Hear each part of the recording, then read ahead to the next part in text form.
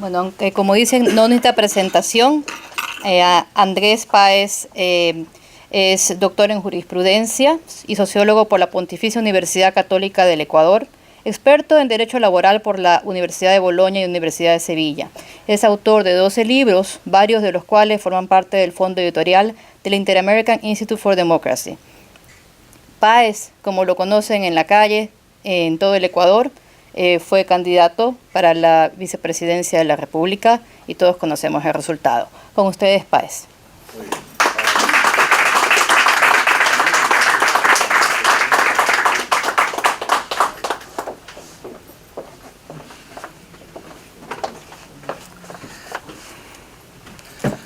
Muchas gracias al Instituto por brindarme nuevamente su hospitalidad y la posibilidad de estar aquí para hacer lo que yo estimo es una obligación de los demócratas ecuatorianos. Registrar un aporte a la memoria histórica de la patria. Nosotros sabemos que tenemos un grave problema en el Ecuador, que es la escasa memoria sobre lo que ha sucedido. Y creo que ha llegado el momento de registrar la época más trágica, que termina en algunos pasajes siendo una verdadera tragicomedia, que ha resultado del correísmo. Porque si algún compromiso debemos tener con el Ecuador, es que esta barbaridad no se repita.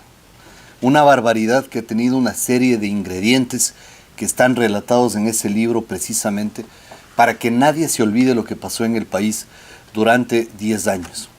Pero también para recordar de que sigue pasando y de que hay rémoras del correísmo que siguen actuando y operando y que siguen dejando escapar a sus amigotes para que no abran la boca y que los auténticos rateros y los auténticos autores de la debacle del país vayan a dar con sus huesos en la cárcel. Nadie se explica cómo 1 año y medio después no se ha recuperado un solo centavo y haya solamente 2 o 3 personas presas, cuando deberían haber más de un centenar en la cárcel y cientos de millones de dólares recuperados. El Ecuador ha vivido durante 10 años un atraco de 60.000 millones, dije yo, y casi me bañan en sangre cuando puse esa cifra. Ahora el BID me corrigió y el BID dice que no son 60.000, sino 70.000 millones, es decir, el equivalente a 2 presupuestos generales del Estado. El país jamás había imaginado que nos abocábamos a una tragedia como la que hemos vivido. Pero ha llegado el momento de poner en blanco y negro esto y hacer cuentas con la historia. En segundo lugar, yo le había mandado a Mafer unos videos que espero poder compartirlos ahora con ustedes una vez que termine la formalidad del acto. Son videos muy cortitos, pero que reflejan la lucha del año 2015. Entre junio y julio del 2015, yo estoy seguro que le dimos un golpe en el espinazo al correísmo del que no se pudo recuperar jamás. Porque si no salíamos a las calles, tengan ustedes la certeza de que el Ecuador era la nueva Venezuela. Porque Correa estaba decidido a conducirnos a eso. Y cuando yo advertí ante la población de que ya se habían robado la plata del Estado y ahora iban por la plata de las familias ecuatorianas a través de la ley de herencia y la ley de plusvalía. Esa era la verdad. Y la gente sintonizó y entendió eso rápidamente. Y por eso salimos a las calles y le brindamos el más apoteósico repudio al dictador yendo al aeropuerto para decirle que él no era bienvenido en la capital y no pudo aterrizar en Quito. Al día siguiente, tembloroso y dopado, tuvo que echar a marcha atrás y tirar a la basura sus leyes de herencia y plusvalía, con lo cual estábamos defendiendo no solo el patrimonio de las familias, sino a las familias, que por cierto muchas de ellas fueron destruidas durante el correísmo. Entonces, yo creo que es muy importante recoger eso, porque, vea, y Carlos Alberto creo que sabe mejor que todos nosotros, hacer una memoria de 10 años del correísmo es como para hacer un seminario en una universidad durante unos 6 meses, para entender el correísmo. Pero yo sí quiero hacer ahora un resumen de los aspectos más relevantes que dibujen de cuerpo entero a esta barbarie, porque para mí el correísmo significó sin duda una barbarie. Pero además quiero decir una cosa. Hay un anecdotario muy largo sobre lo que pasó en el año 2015, especialmente en el mes de junio. Algunos de ustedes me han escuchado algunas anécdotas. La que más recuerdo es que el 24 de mayo del 2015 yo estaba haciendo una tarea de hogar y estaba escuchando el televisor, el discurso del dictador. Y claro, primero vi que llegaba en un Hammer chino, ¿no? Rodeado de guardaespaldas, todos uniformados con las mismas gafas, los mismos ternos, las mismas corbatas, ¿no? Y con los caballos de los granaderos de Tarqui a los lados. O sea, realmente creo que Julio César hubiera envidiado un ingreso con la apoteosis que este sujeto se estaba asignando. Y luego hizo 3 anuncios Correa: radicalizar el socialismo, ley de herencias y ley de plusvalía. Yo golpeé varias puertas, yo llamé a varias personas, ni siquiera les voy a mencionar.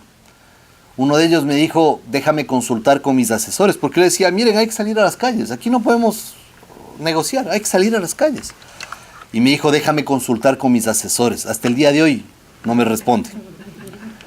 El otro me dijo, hermano, de gana te vas a meter en esto porque mira, te van a perseguir el SRI, el Ministerio de Trabajo, el Seguro Social, el Ministerio de Ambiente, todo. Y efectivamente fue así.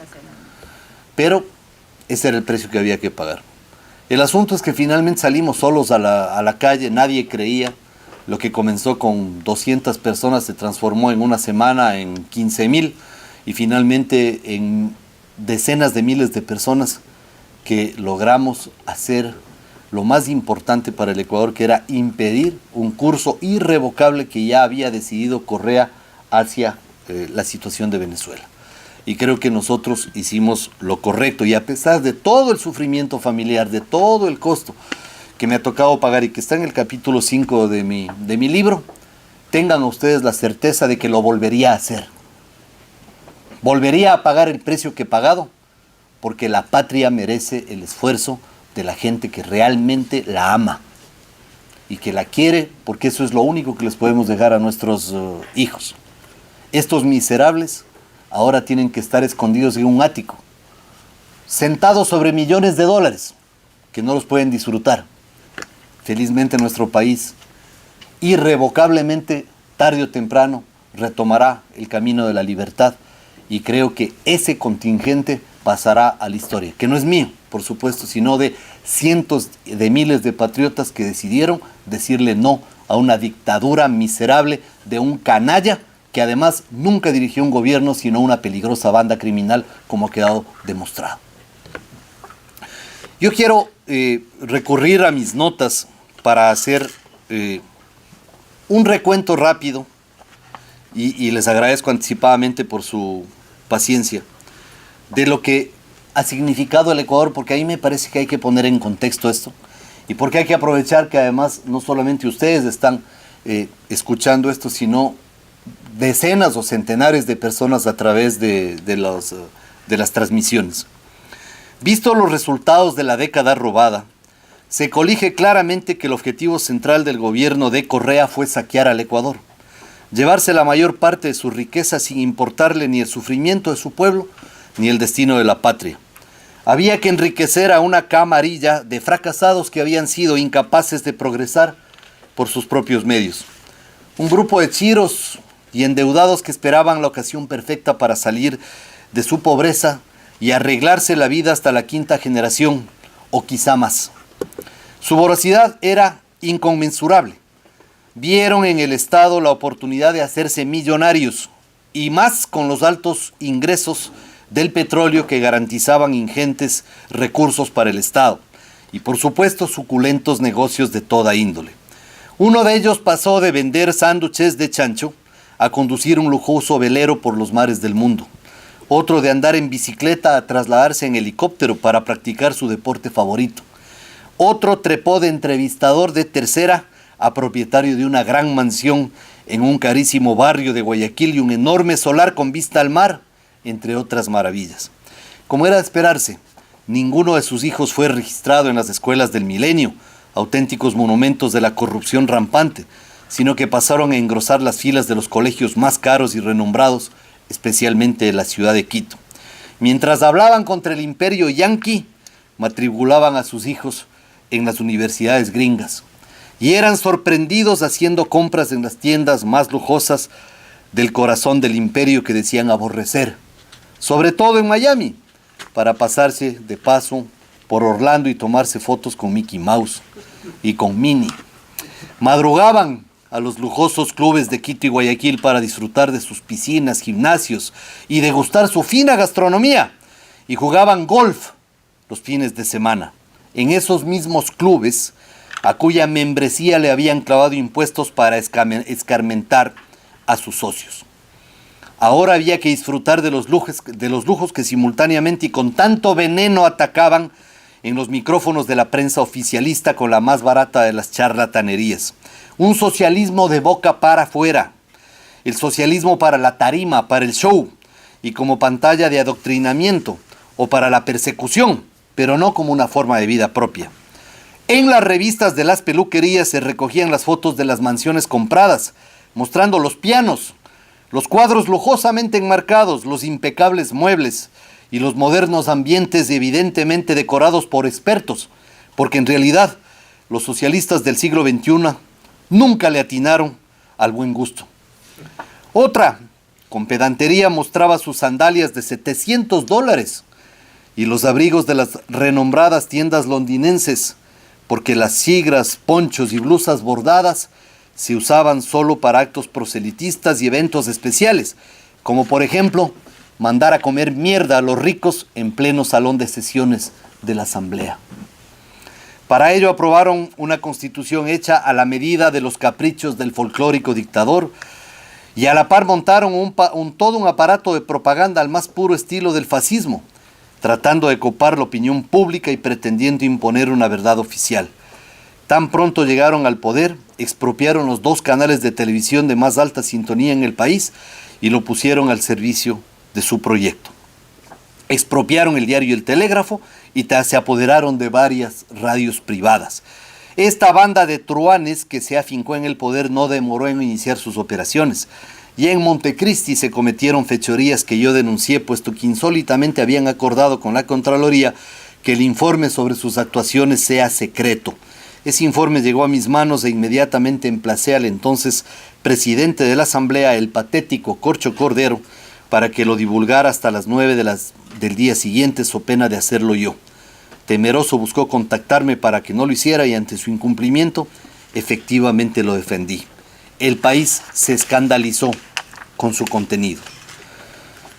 El montaje de Montecristi fue una réplica del proceso chavista en Venezuela, al punto que pusieron iguales denominaciones a organismos que habían sido rebautizados en ese país. Consejo Nacional Electoral, por ejemplo.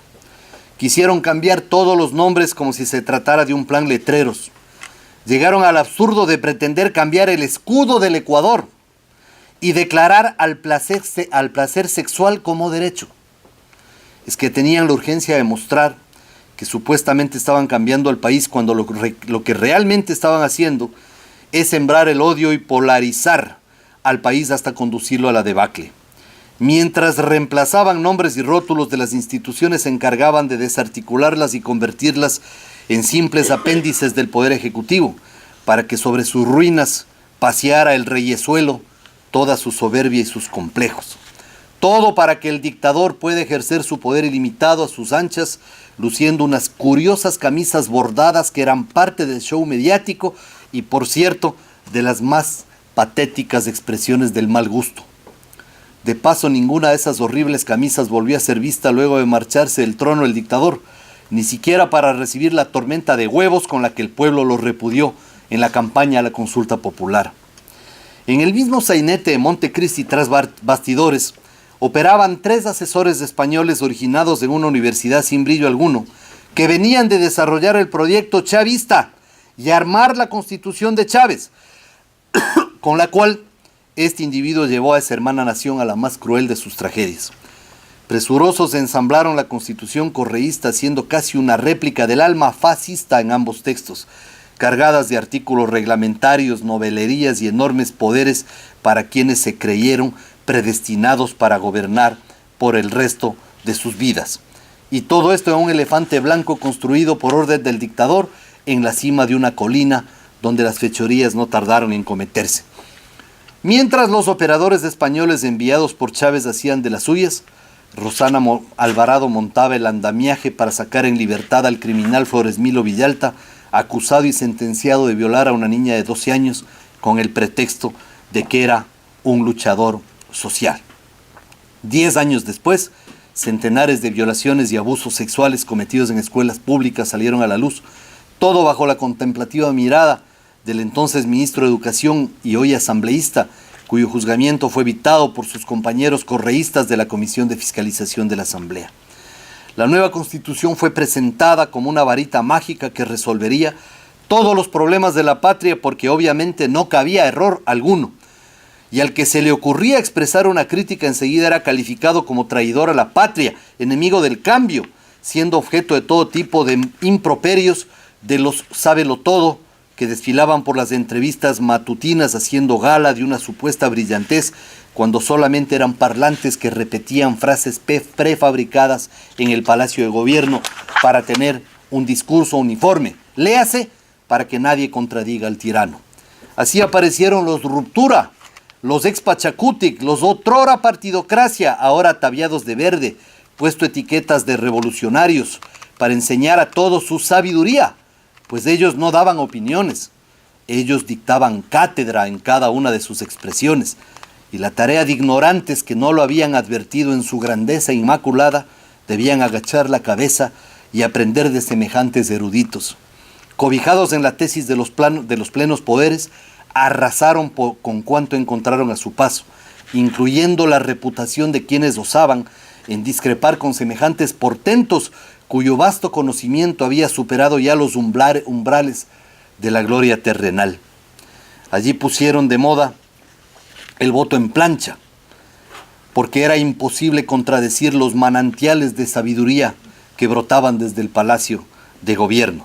Allí inauguraron la bravuconería como respuesta a toda expresión del disenso, el ultraje como mecanismo de neutralización del oponente, el insulto como instrumento de réplica a cualquier idea diferente para enseñar a la población, a patadas por cierto, que nadie podía ni debía oponerse a las inexorables e irrebatibles órdenes del dictador, cuya omnipresencia habitaba ya en cada rincón de la patria. Sí, aquella patria que había sido finalmente por él inaugurada, porque siempre sostuvieron que antes de su llegada el país era un desolado muladar y que desde que se produjo su afortunado arribo al poder, el país comenzó a cobrar vida. Nada, absolutamente nada era bueno antes del paso del siniestro dictador. La historia del Ecuador recién había comenzado con la Revolución Ciudadana, porque nada ni nadie podía siquiera asemejarse a un acontecimiento tan apoteósico del que debíamos de estar agradecidos, justificando todos los abusos, las bellaquerías y los atropellos con la muletilla de que ya tenemos carreteras. Tanta era su arrogancia que mandaron a desarmar el Museo del Banco Central del Ecuador, porque no reflejaba la verdadera historia, aquella que había arrancado cuando el colérico déspota se le ocurrió la brillante idea de hacernos el favor de convertirse en dictador disfrazado de presidente.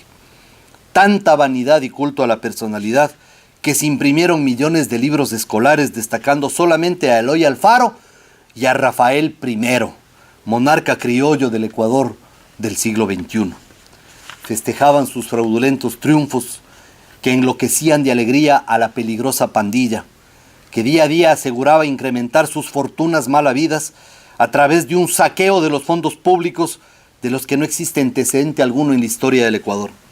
Mandaron a retirar todas las imágenes religiosas de los hospitales y en su lugar colocaron las fotos del termocéfalo tirano, con su sonrisa tan fingida como sus conocimientos sobre economía, y que contrastaba con su calenturienta crueldad, que cual impronta entrañaba la permanente amenaza de reprender a los opositores. El elenco de contumaces maleantes que había parido la revolución, dotados de una mediocridad insuperable y de una ignorancia clamorosa, saltaban como resortes apenas advertida la augusta presencia del déspota. Ni siquiera un ademán era permitido para no perturbar el paso imponente del colérico sátrapa, quien tan solo con su imponente mirada podía castigar a todo aquel que no enjugara sus ojos al mirarlo abarrotado de una gloria reservada solo a los dioses del Olimpo. Y a él. Sus 200 guardaespaldas cuidaban el sagrado regazo del héroe mártir erigido sobre la sangre inocente de los policías muertos en un sórdido 30 de septiembre. Por ello ordenó armar un museo suficientemente proporcional a los méritos de los presidentes.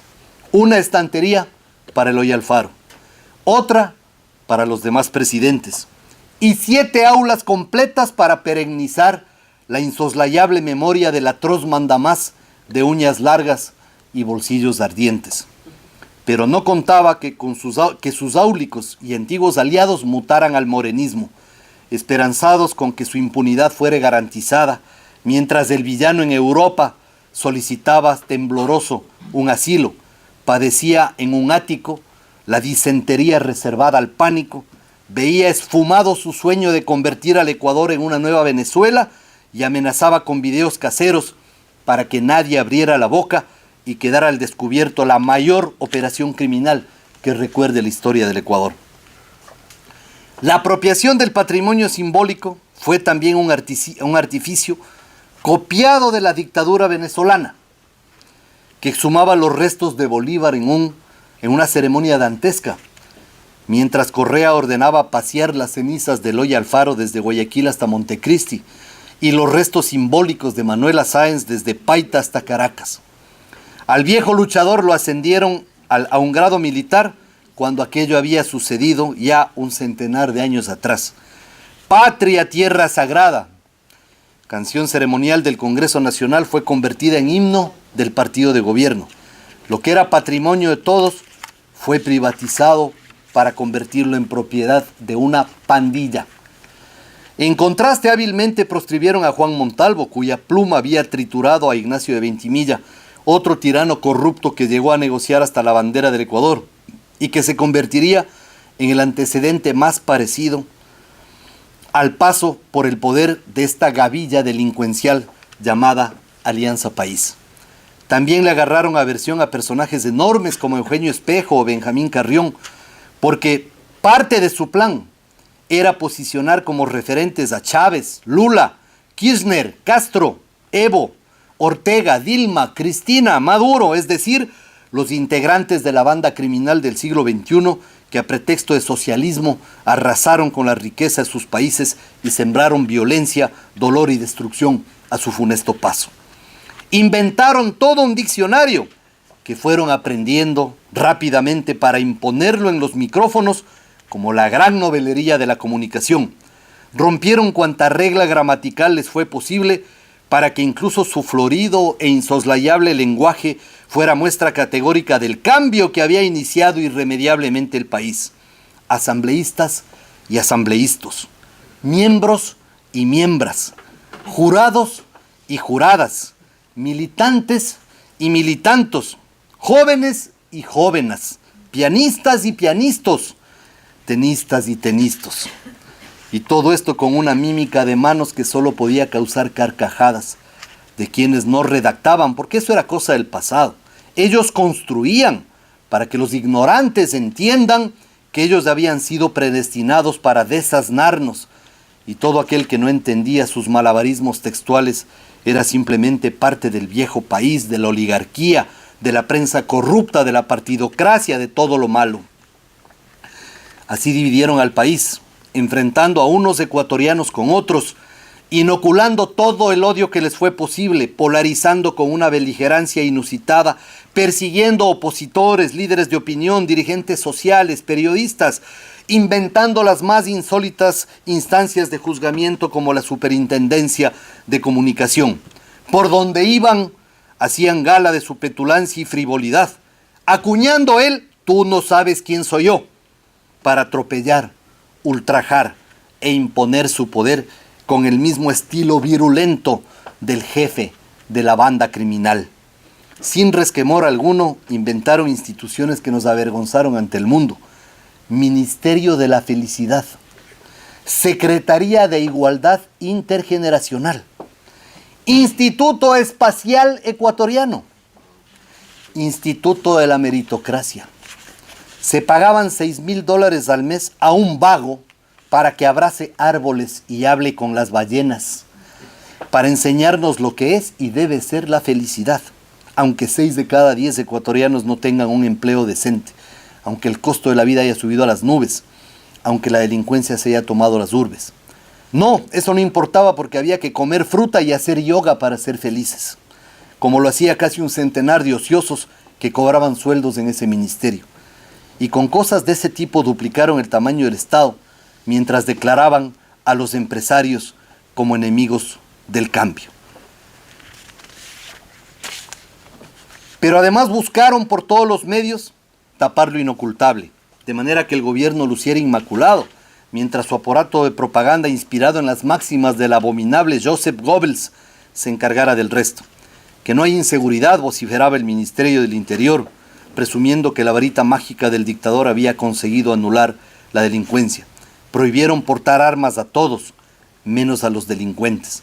Desarmaron a la población siguiendo la receta chavista.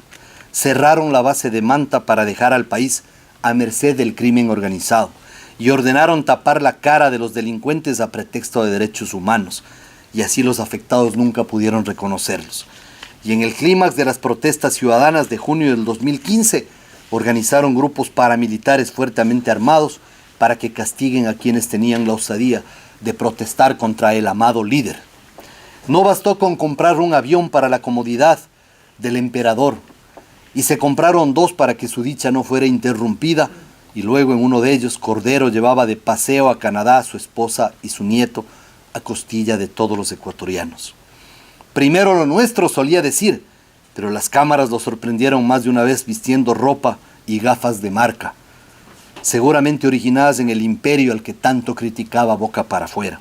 El servicio exterior era puesto en competencia para conseguir donde sea un título honoris causa que elevara aún más el ego del sátrapa, mientras sus más burdos lugartenientes dejaban fuera de la universidad a 1 millón de jóvenes. En sus aires de moralismo prohibió consumir cerveza los días domingo y fumar en la calle, pero aprobó una tabla de drogas para permitir su libre consumo y comercialización, trayendo a los hogares más pobres de la patria la verdadera tragedia. Prohibió casinos, salas de juego, corridas de toros, peleas de gallos, todo porque sentía tener derecho para ordenar sobre nuestros gustos, hábitos y costumbres, valiéndose obviamente de un consejo electoral tramposo que alteraba las cifras sucesivamente durante 10 años para atender los caprichitos del tirano, so pena de ser sometido al escarnio público y a ser expulsados del reino montado sobre las cenizas de las instituciones democráticas. Y los mismos que se quejaban de la muerte del toro en la arena, alentaban con petulancia la legalización del aborto. Tanto era el poder, tanta la soberbia que el dictador no soportaba que nadie disienta con sus designios, que los estimaba sagrados. Creía ser el regalo de Jesucristo al Ecuador e incluso a la humanidad entera. Para ello, recurriendo a la peor escoria, armó un elenco de mediocres superlativos a quienes haría rotar por distintos ministerios durante 10 años, siempre y cuando agachen la cabeza y no se les ocurra jamás objetar al dictador. Cuba, Venezuela, Nicaragua, Corea del Norte, Bielorrusia, eran invocadas por el soberbio dictador como ejemplos de democracia. Cada semana, durante 4 horas encaramado en su pedestal equivalente a su codicia, dictaba sentencias, ordenaba a los jueces, reprochaba a sus ministros hasta el ultraje, paseaba toda su arrogancia, calumniaba a sus opositores, apostillaba a las mujeres con apodos miserables, repetía el libreto de la verdad oficial, rompía periódicos, todo en medio de la forzada algarabía de los aplaudidores contratados para la función sabatina. Cada semana un millonario gasto para satisfacer la vanidad del funesto caudillo que además ordenaba tener un baño portátil para su uso exclusivo y extremar medidas de seguridad de manera que no se infiltre nadie que no esté dispuesto a aplaudirle, sin importar los disparates expuestos con PowerPoint y versiones editadas, cortadas y truculentas de la información difundida por medios no oficialistas. Un día tuvo la mala idea de desafiarme a trompones. Con su procacidad innata, me insultó pensando que yo me quedaría de brazos cruzados, como lo hacían sus ministros, que eran frecuentemente humillados en público y que nada decían, porque más importante que la dignidad era el billete de la corrupción. Inmediatamente respondí al desafío y acepté los puñetes, siempre que previamente debatamos sobre los grandes temas nacionales. También le ofrecí un combate limpio de mi parte y exigiendo que de la suya no hayan ni aruñazos ni carterazos. Santo remedio para el bocón, nunca asomó. Envió a Omar Simón a una radio quiteña para hacer de Don King criollo y arreglar el combate. Yo lo cité en el ring del boxeador Daniel Guanín en la Tola Baja de Quito, pero el canallesco insultador jamás llegó. Correa pensó que yo haría lo de otros, callar y agachar la cabeza. No se imaginaba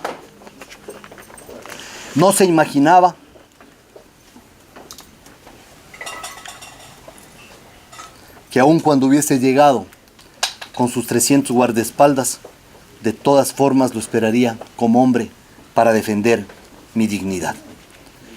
Correa ha significado lo más vergonzoso para el Ecuador en la época contemporánea. Correa persiguió y hostigó a centenares de personas. Ni siquiera podría enumerarlas ahora, pero en el libro hay una recopilación de al menos 60 casos de persecución judicial y de otras formas de persecución también, que se instrumentaron desde el poder. Yo creo que ese aporte a la memoria histórica tiene que ser replicado por todos nosotros, porque tenemos que evitar por todos los medios que esta tragedia vuelva a asolar al Ecuador como efectivamente ha sucedido. Sobre el libro ya Marcel ha hecho una reflexión importante. Si ustedes quisieran conocer entre telones de ese libro, podrían recurrir a sus páginas en donde van a ver de forma documentada, caso por caso, a todos y cada uno de los involucrados, y en donde ustedes van a poder constatar con documentos lo que efectivamente sucedió en el Ecuador durante 10 años, sin que nadie hubiera podido tener la más mínima idea hace algo más de 10 años de que una tragedia de esta magnitud iba a acaecer en el país. Pero de todas maneras, creo que este infierno aún no ha terminado. Todavía siguen los tentáculos del correísmo operando en el Ecuador. Y creo que nuestra gran responsabilidad con el futuro es efectivamente evitar que esto se repita, de manera que el país pueda retomar el sendero de la libertad, de la democracia y de la justicia. Muchas gracias.